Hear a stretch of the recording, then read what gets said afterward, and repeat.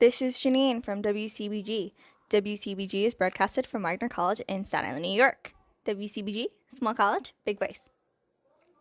Today's interview is with Bryce and Tim from Telltale. I'm super hyped to share this one with you. I am currently obsessed with their music, and I believe their music should be shared with the world. It's really, really great. They have such clever lyrics, and their songs are awesome. So stay tuned.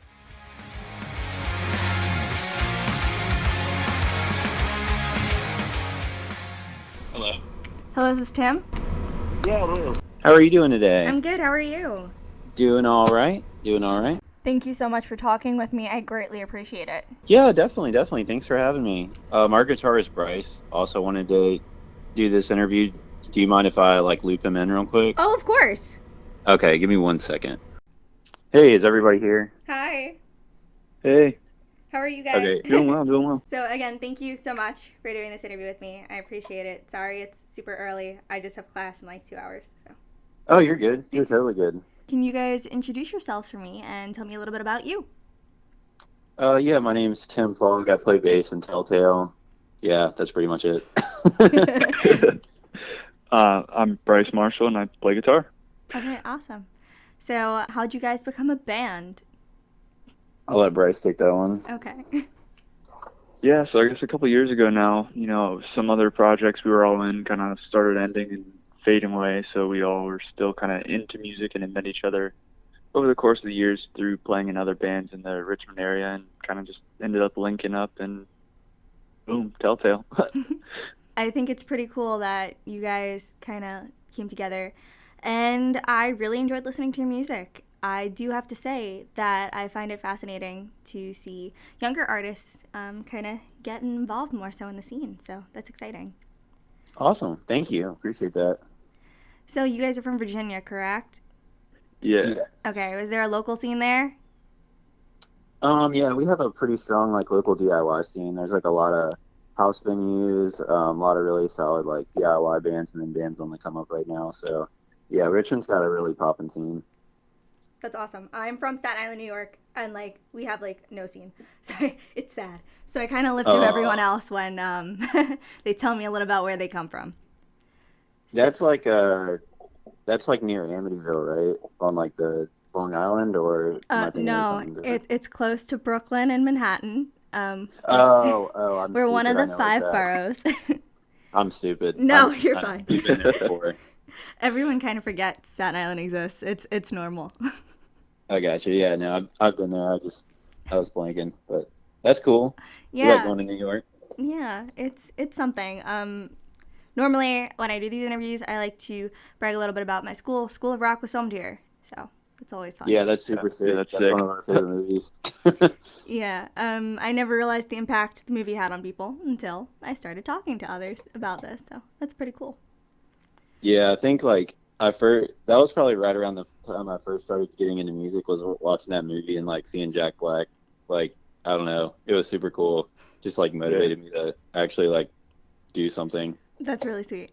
So, How did you guys pick the instruments that you play? I actually play guitar mostly, but there was a need for a bassist in this band, so I play bass now, but normally I would play guitar. Yeah, I mean, I'm sure probably similar with Tim. I just kind of got into music. My dad played guitar when he was a teenager and stuff too back in the day, and had one laying around the house, so I picked it up from him, and just kind of always wanting to be into this kind of rock-driven music and stuff, I was just ooh, guitar sounds cool. Picked up a guitar and boom. So what type of music do you guys listen to? I listen to mostly pop punk, some rap, and then some classic rock, and also 80s hair metal. So a little bit of everything. Respectable. Yeah, I mean that's kind of the same for a lot of us. We all listen to all sorts of stuff. I typically listen to heavier stuff, the more punk or hardcore and metal kind of stuff as a whole, or on average, but it's not to say I don't listen to everything. If something comes on, it's a good song. A good song's a good song. It doesn't really matter genre classification. I like that answer, breaking boundaries. A lot of people feel like genres really shouldn't exist. They kind of pigeonhole people. So I think it's great definitely. that you're talking about cutting across boundaries, and as you said, a good song's a good song. So that leads Exactly. to my next question. What's your favorite song to play live? Mine's probably Rose, just because it's got the best crowd response. But I like playing all of them mostly. Yeah, I'm agree with Tim on that one. Okay, so I have a quick question. I listened to Rose, and I just want to make sure I'm correct on this. You guys allude to the Telltale Heart by Edgar Allan Poe in the song? Yes. Yes? Okay. I thought that was pretty cool, and I thought the lyrics were very clever. Cool. Thank you. We'll pass that along to our. We'll pass it to John. What's your favorite lyric or riff that you've created? I'll let Bryce go on that one. Oh man, I really like Timeless Youth is a pretty like straightforward song, but that's the last song that I wrote like while I was still living in like my college dorm and stuff. So I don't know. I kind of just really like that one, just kind of like out of sentiment and personal memory more than anything. Just because like I vividly remember writing it, sitting at my like crappy little desk and everything. So I'm gonna go with that one. I like the lyrics to What We Live For. I used to work at this like commercial real estate job, and when we got like our first like full US tour, I had to quit that job. So the literal day I clocked out, when I was like leaving that job, I actually wrote that song like in the parking lot, and then the next day we left. Sometimes the best songs are created in the spur of a moment based on a memory. Yeah, for sure. What's your writing process like? It's pretty collaborative, you know, like everybody will usually come up with like a smaller idea, you know, like a verse and a chorus or something like that, or just even maybe just like a riff or something that's like 10 seconds long, and then we'll try to like build it all up into something together. And you know, like a song starts as one thing, but then it turns into something completely different, and something you thought was about to be like a super mellow track, you know, turns into the like Breathe or something, or like a super mellow track. You know, I just said mellow track, you know, but vice versa, you know, like you can go from a hard track to a soft track to a hard track, like just because like once you get collaboration on it and stuff, like just the different ideas, it just makes something you weren't likely expecting. It's cool. I like that. I love collaborative efforts. I feel like everybody has different opinions and different ideas, different experiences. So to see that come alive is always fun. For sure, yeah. So describe your sound for me in 3 words. I don't know, like energetic alt rock. I don't know. You can Something like that. You can both answer the question if you want. But Oh god. Energetic sounds cool. That's a good word. Yeah, I don't know. Tim's answer sounds solid. I don't know. Or like modern pop punk or something. I don't know. Yeah, I do Fast, have heavy to say. riffs. Yeah, I do have to say, like, a lot of your songs kind of reminded me of stuff I listened to growing up, or like going back to now. But it was invented in a very different way. Like, it had a different vibe to it, if that makes any sense. But Yeah. What bands do you listen to? oh God. So, currently or like growing up? Just in general. Okay. Either one. Lately it's been a lot of the Mowgli's, New Politics, and like Jack Gray. I very eclectic taste, but like if it's on the radio, I probably don't know what it is. So. Okay. Well, that's cool. Yeah, always fun. Yeah. I love the Spotify algorithmic generated playlists because then I get to find bands that I enjoy listening to and I can share with the staff because I get pretty excited. For sure. Yeah, the Spotify is awesome. They got all the cool like, you know, playlisting, and then like the daily mix stuff is super nice to have to like find different artists. Mm-hmm. It's definitely broadened what I would normally listen to because like I'm in New York, you guys are in Virginia, and Yeah. I love how connective music is. Like I've gotten to talk to people in like Australia or like Oh, Canada, wow. so it's fun. Yeah, that's sick. So what's the weirdest question you've ever been asked in an interview? I guess our like latest single, somebody asked me like specifically who the song was about, and that was like really awkward because I didn't really have an answer for it. So I don't know, but I don't know. We normally don't get too many awkward questions that make us like kind of stop and think, I guess.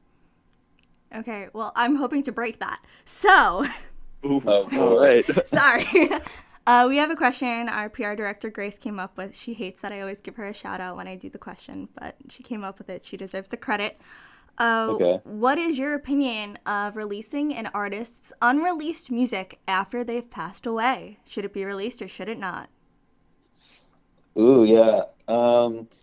I think it should be released in like a certain way. So like, I guess we'll take Lil Peep for example. They've like his estate's released a bunch of his stuff since he's passed away. I feel like it should be like I feel like they're kind of doing it correctly, I guess, and not like in like monetizing it so that it actually benefits his family. I don't know how to explain that really, but like it's not like a cash grab type thing. And I think they like you should wait a little bit too as well, just as like to collect more info and just like fine tune the songs. I feel like it's not something that should ever be rushed, but I feel like it's always nice to hear like someone's voice like after they pass away. Like Juice WRLD was just on the new Eminem record, and that was like a surprise. So it's just cool to like hear what people have worked on before they like do pass away, even if it's like something tragic, like overdosing or something. So, one of the reasons we asked this question is because we want to start a dialogue about it. Since we've Okay. learned as a fan, you always want to hear more, which is Yes. normal. And at the same time, it's hard to think about would the artist actually be happy with what was released? Because they might not have had the input they wanted to, or it could be like a demo raw track where the vocals aren't clean and maybe they just recorded it in their bedroom. You don't really know. It's very interesting. Yeah, That's true. I definitely think the more polished stuff like is fine, but like some of the other like when it's I don't know, like when it's a bedroom demo, I feel like it probably shouldn't get released unless it's for like something specific. Like We Came as Romans just kind of like alluded to that in one of their tracks. They put Kyle in like a song and like a bridge. But like I don't know, but I think it just depends on like the quality of the recording. Obviously, someone's not gonna want like something that we just demoed like out as like an actual song. So I don't know. It just depends. Yeah, it's very complex. It's Yeah, very complicated because obviously, like, we don't have control over the situation. But exactly. Yeah. yeah, Yeah. it's hard. Which leads to my next question. If you could change anything about the music industry, what would you change and why? Bryce, do you want this one? I have an answer too. Oh gosh. I don't know. I mean, there's like, I don't know.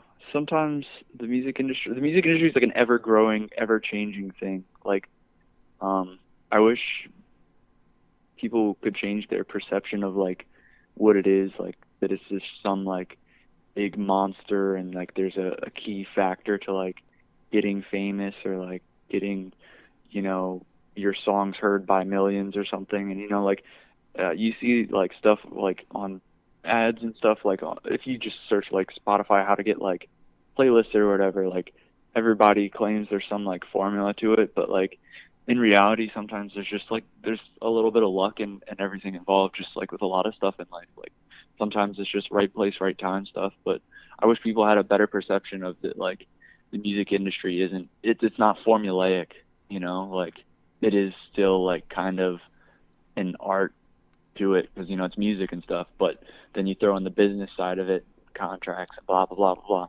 and it gets a little fancy and stuff. But it's still kind of an artistic industry, and like what one person thinks is going to be super successful and the bee's knees, like somebody else might be like, I'm not into it, and drive on to something else.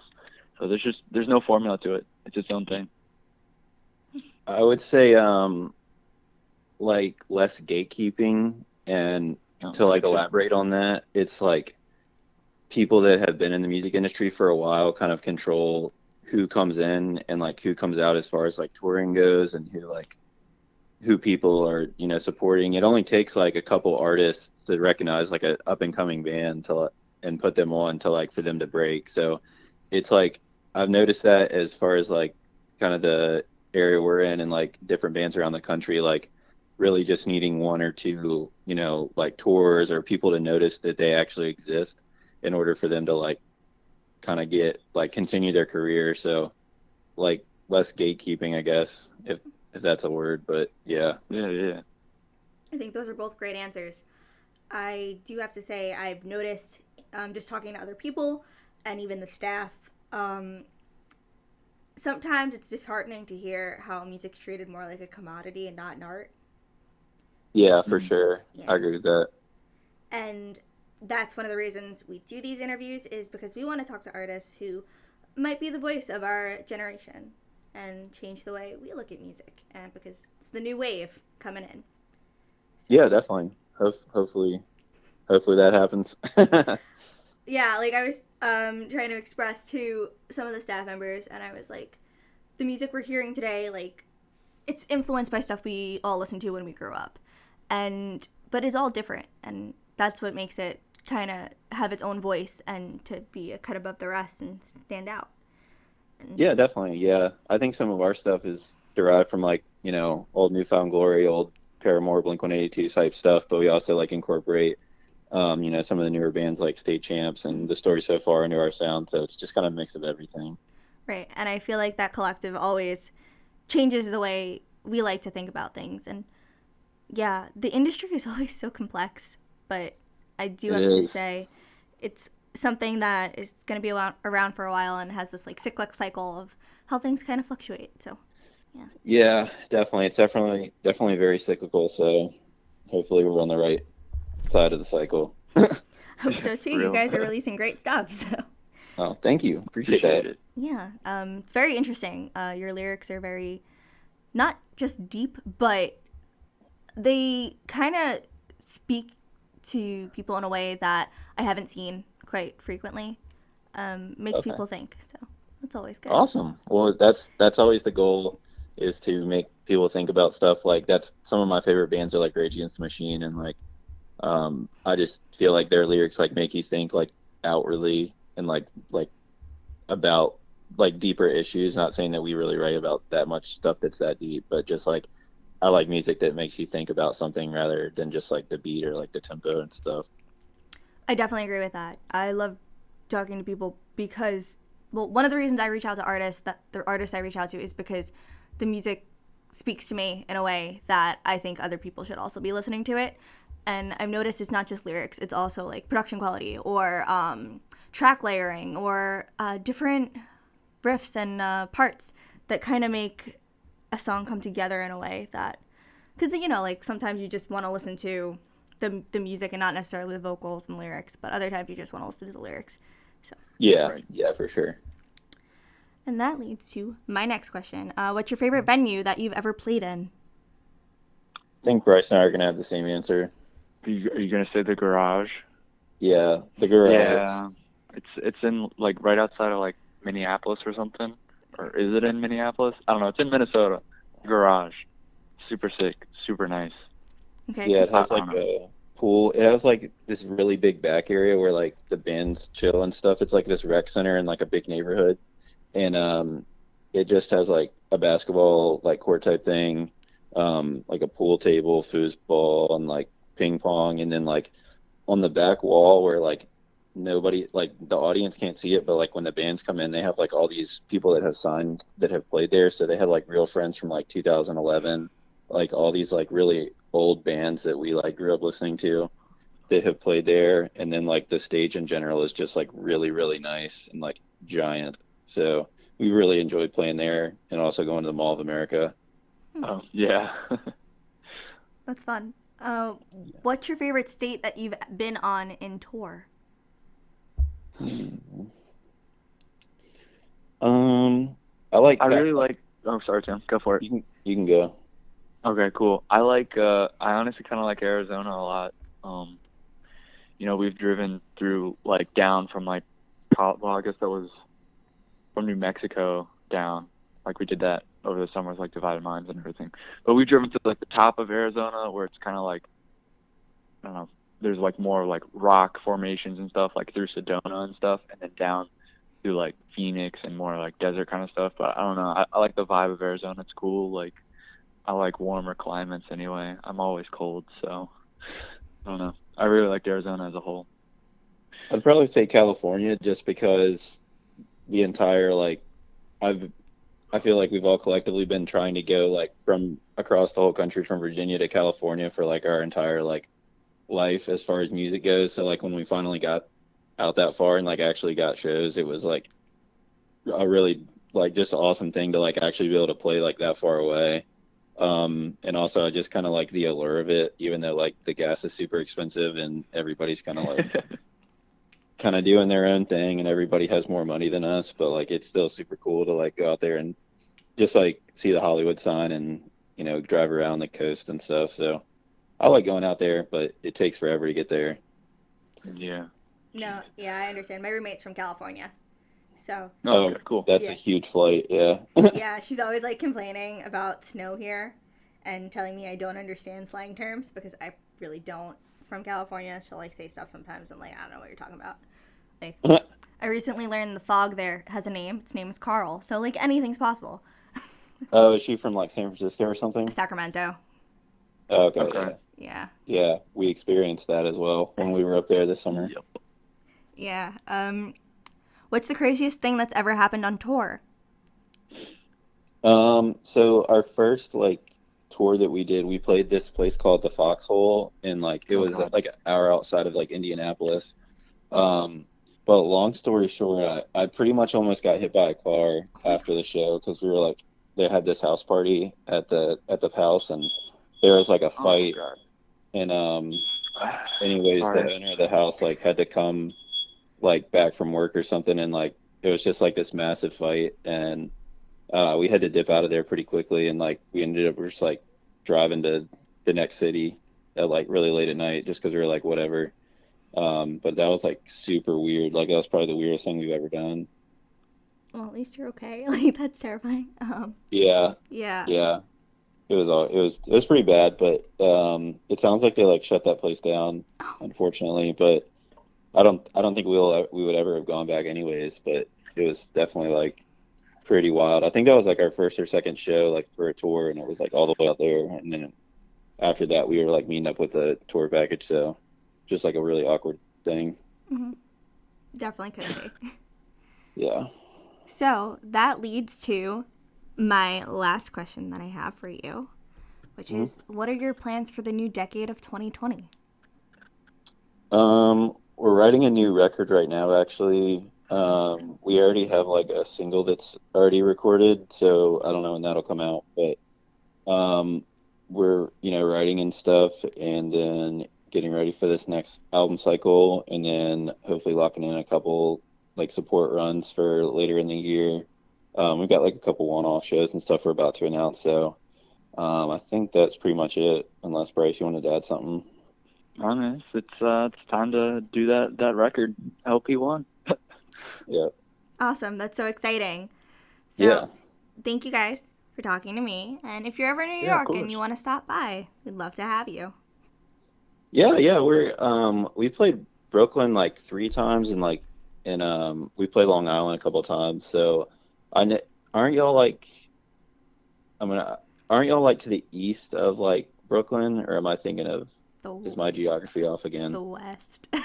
The West, that's what I meant. The West. Sorry. Yes, the I'm West. closer to Jersey, if that helps Okay. you. Yeah. Okay. But the school's Yeah, closer to we'd love to Manhattan. swing through sometime whenever Oh, we're awesome. up in that way. So Yeah, I'd love to give you a tour campus. You can see yeah, the main that'd building. be sick. Yeah, Super people sick. love that. So, Yeah, that'd be awesome. okay, thanks again for talking with me. Yeah, of I course. greatly appreciate it. If there's Yeah, anything... for sure.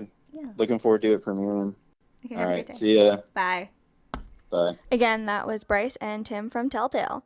If you really enjoyed today's interview, make sure to check out the write-up on our website and stay tuned for their tracks. And also, don't forget to follow them on all their socials. Thanks for tuning in today, guys. Bye.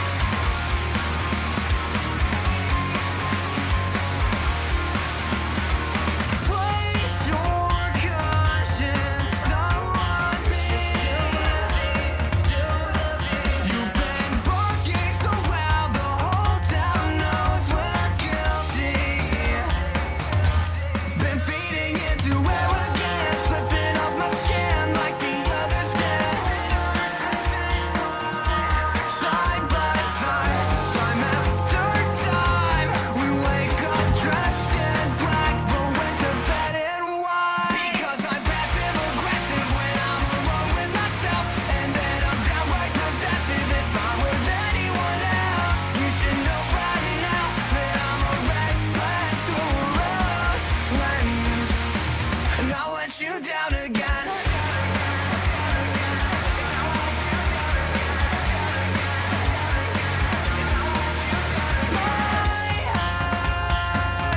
Will always be a wishing well. You throw a penny in and hope for anything, but nothing ever happens.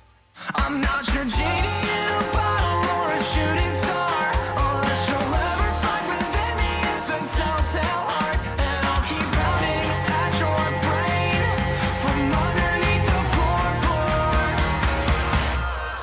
Because I'm passive aggressive when I'm alone with myself, and then I'm downright possessive if I'm with anyone else. You should know right now that I'm a red flag through a rose lens. And I'll let you down again. And I'll let you down again. And I'll let you down again. And I'll let you down again. And I'll let you down again. Here I go again. Making empty promises. Here I go again. Saying things that aren't your friends. Here I go again. Face down when the party ends. Here I go again. Here I go again. Because I'm passive aggressive when I'm alone with myself. And then I'm downright possessive if I'm with anyone else. Because I'm passive aggressive when I'm alone with myself, and then I'm downright possessive if I'm with anyone else. You should know right now that I'm a red flag through a rose lens. And I'll let you down again.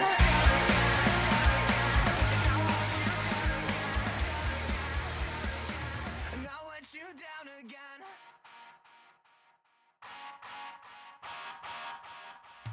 I know love won't be a give and take. I'll keep on giving, giving, giving, and hope someday you do the same. 'Cause I would give you my everything and get nothing, nothing, nothing in return for wasted time. But I like you the way you are, and I wouldn't mind if you broke my heart. You sit and watch as I slowly fall apart from the start. You're switching up on me. The devil's in the details, nothing comes easy. Switching up, you got me losing my mind. I'm not the kids we used to be, and I'm needing you since 17. You're switching up, got me up all night. Mama said everything takes time.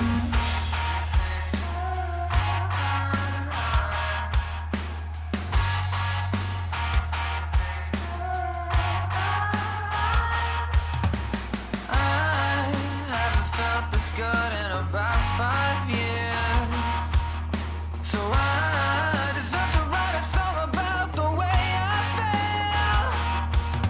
'Cause I'm right down the boulevard, and I wouldn't mind if you crashed the car. Switching up on me. The devil's in the details, nothing comes easy. Switching up, you got me losing my mind. I'm not the kids we used to be, and I'm needing you since 17. You're switching up, got me up all night. Mama said everything takes time.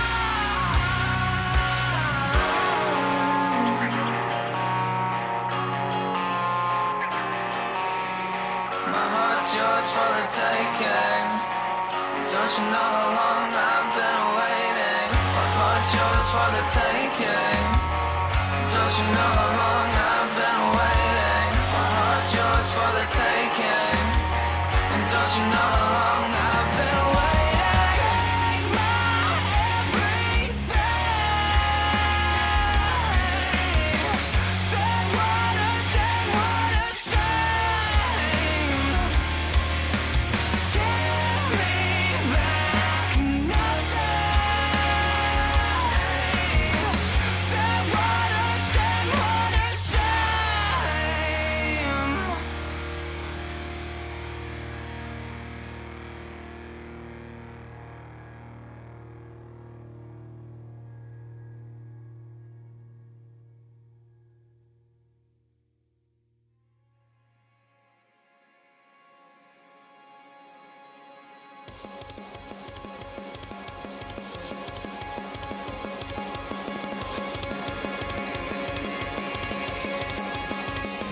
We could watch the pass away as the sun sets on the James. Up all night to sleep all day when nothing ever stays the same. Remember 2 short years ago when we first met, I looked at you and thought for once in life I don't feel like the outcome's mine to choose. But they don't wanna see us free. They want us stuck in the concrete, forever unashamed to be who we can be. They try to take our time with you away.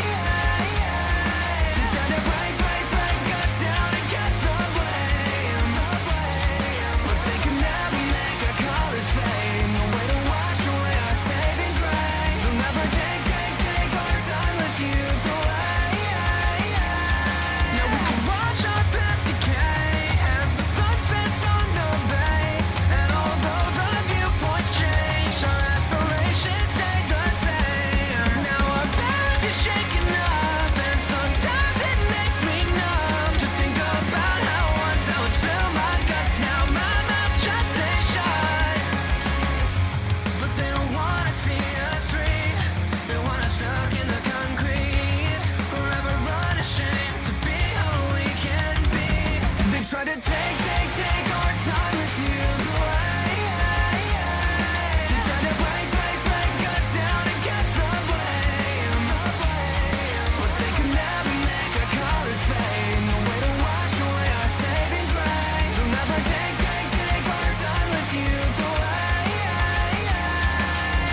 But when we say that it's all our fault, make us believe we're not good enough. Robbing the youth of the renaissance, cover up the dead stress. There's some things you just can't forget. Just can't forget.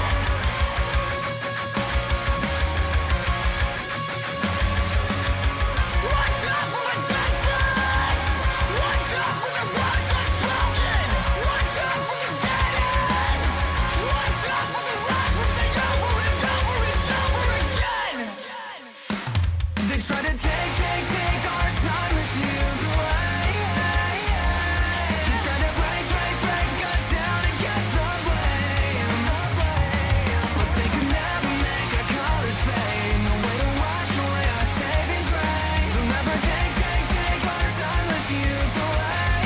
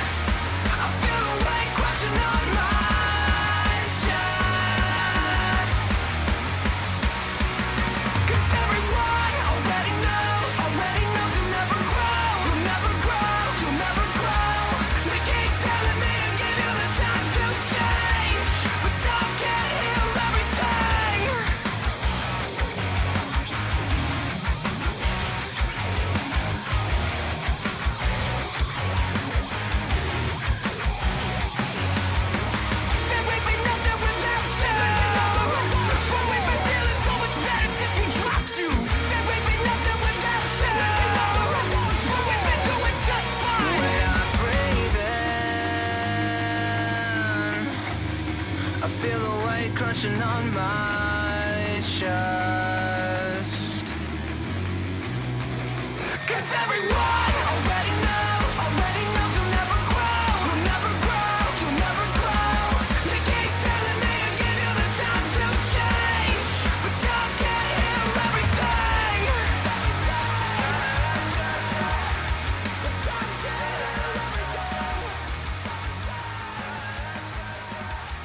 But time can't heal everything.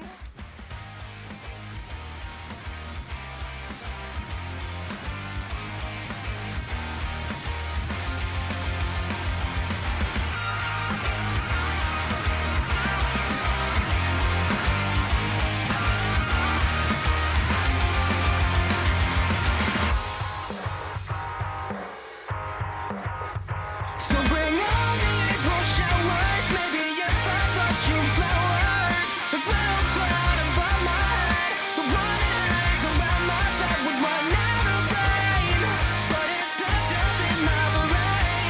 It just won't go away, and I know that I'm too late. I can't decide if you're missing me, so make the time worth my misery.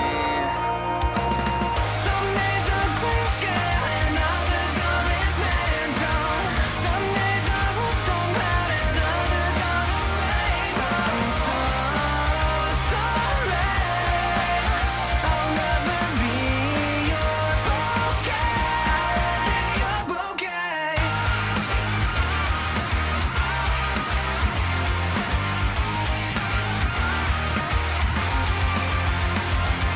Never anything more than the sum of all my parts. As the blossoms wilt, you throw them out in an effort to restart.